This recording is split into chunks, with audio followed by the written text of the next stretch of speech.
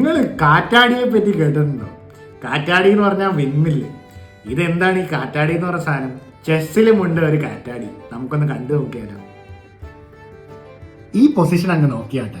ഇവിടെ വൈറ്റിന് ഒരു ബിഷപ്പും ഉണ്ട്, ഒരു റൂക്കും ഉണ്ട്. ഇത് കിങ്ങുമായിട്ട് ലൈനപ്പ് ചെയ്തിരിക്കുകയാണ്. എന്നാൽ ബ്ലാക്കിനെ സംബന്ധിച്ചോ ഒരു ക്യൂനുണ്ട്, 2 ബിഷപ്പുകളുണ്ട്, ഒരു നൈറ്റ് ഉണ്ട്, 1, 2, 3 പോണുണ്ട്. പക്ഷെ നിങ്ങൾക്ക് വിശ്വസിക്കാമോ, ഇവിടെ വൈറ്റ് ആണ് ജയിക്കാൻ പോകുന്നത് ഈ ഒരു ബ്യൂട്ടിഫുൾ ആയിട്ടുള്ള വിൻമിൽ ടെക്നിക്ക് കൊണ്ടാണ്. നമുക്കൊന്ന് കണ്ടു നോക്കിയാലോ. വൈറ്റ് സ്റ്റാർട്ട് ചെയ്യുന്നത് ഈ റൂക്ക് ഇവിടെ നിന്ന് മാറി ഈ ഒരു പോണിനെ വെട്ടി ബിഷപ്പ് വെച്ച് ഒരു ചെക്ക് കൊടുക്കണം. അപ്പൊ ഇതിനെതിരെ 2 ഡിഫൻസ് ആണുള്ളത്.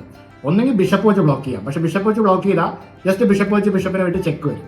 അതുകൊണ്ട് ഇവിടെ കിങ്ങിന് വേറെ എവിടെയൊക്കെ പോവാം. ഇങ്ങോട്ടൊന്നും വരാൻ പറ്റില്ല, കാരണം റൂക്കൊക്കെ ഇവിടെ ഉള്ളതുകൊണ്ട്. ഓൺലി മൂവ് കിങ് ഇങ്ങോട്ട് വരാനുള്ളതാണ്.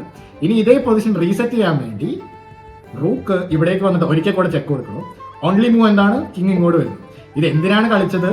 ഇനി ഈ റൂക്കിന് ഫ്രീലി മൂവ് ചെയ്യുമ്പോൾ ഈ ബിഷപ്പ് വെച്ചൊരു ചെക്ക് വരും. ഇനി ഈ റൂക്ക് വന്നിട്ട് ഈ ഒരു ബിഷപ്പിനെ അങ്ങ് വെട്ടിയെടുത്തു. നോക്കുക, ഈ ബിഷപ്പിന്റെ പവർ നോക്കുക. ഇവിടെ സൈഡിൽ ഇരുന്നുകൊണ്ട് ചെക്ക് കൊടുക്കുവാണ്. ഇനിയിപ്പോൾ എന്താ ചെയ്യണം? ബിഷപ്പ് വെച്ച് ബ്ലോക്ക് ചെയ്താൽ ബിഷപ്പ് വെച്ച് വെട്ടും. അതുകൊണ്ട് കിങ്ങിന് ഇങ്ങോട്ടേക്ക് വരാനും പറ്റില്ല റൂക്ക് ഉള്ളതുകൊണ്ട്. അതുകൊണ്ട് കിങ് മുന്നോട്ട് വരുന്നു.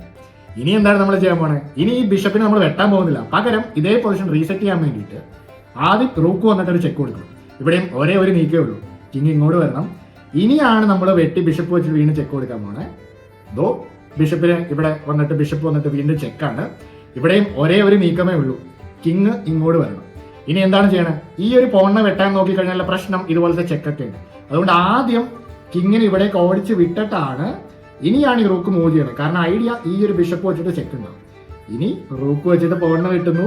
നോക്കുക, ബിഷപ്പ് വെച്ച് ചെക്കാണ്. മാത്രമല്ല റൂക്ക് വെച്ചിട്ട് ക്യൂവിലേക്ക് അറ്റാക്ക് ചെയ്യണം. അപ്പൊ ചെക്കിൽ നിന്ന് മാറണമല്ലോ. കിങ് ഇങ്ങോട്ട് മാറുമ്പോൾ ഫൈനലി നമ്മൾ ഈ ഒരു ക്യൂവിനെയും കൂടെ വെട്ടി കഴിഞ്ഞിട്ട് ഇവിടെ വൈറ്റ് കംപ്ലീറ്റ്ലി വിന്നിംഗ് ആണ്. അപ്പൊ വളരെ ദയനീയമായ പൊസിഷനിൽ നിന്ന് ഇത്രയും കംപ്ലീറ്റ് ആയിട്ടുള്ള വിന്നിംഗ് ബ്യൂട്ടിഫുൾ എൻഡ് ഗെയിം എങ്ങനെയുണ്ട്?